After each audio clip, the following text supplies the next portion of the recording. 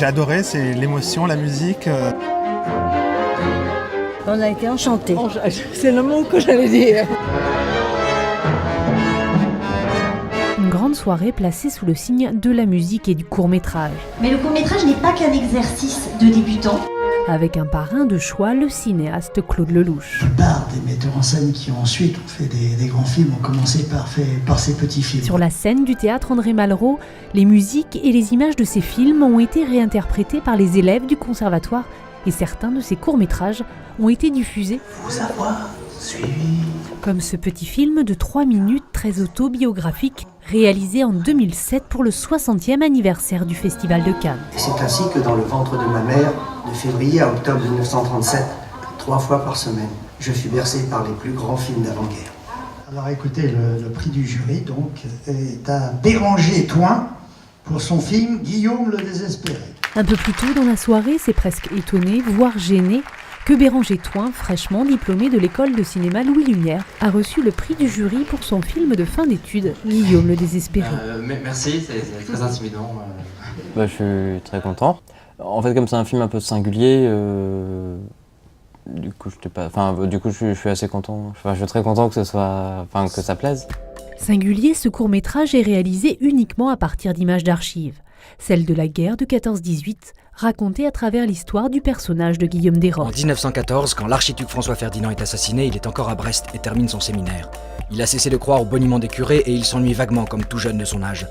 Avec un parti pris narratif qui ne laisse personne indifférent. Très honnêtement, ce qui m'intéresse dans une programmation, c'est d'ouvrir l'éventail et d'avoir des choses très différentes les unes des autres. Et là, de ce point de vue-là, celui-là, il ressemble à aucun autre.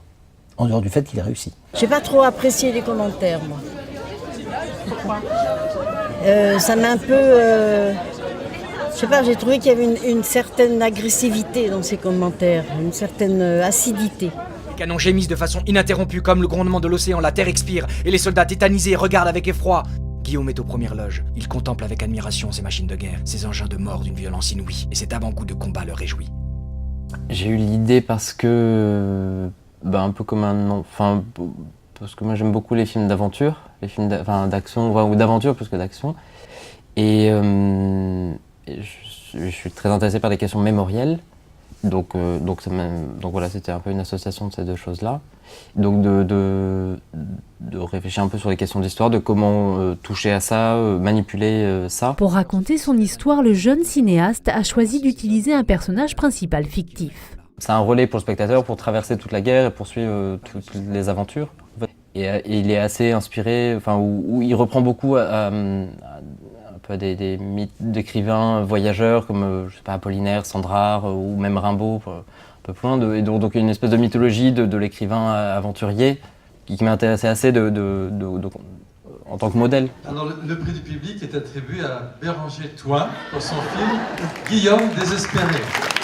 Lors de cette cérémonie d'ouverture de la semaine du court-métrage, lundi 27 novembre, Béranger Thoin a également reçu le prix du public. Doublement merci. Là.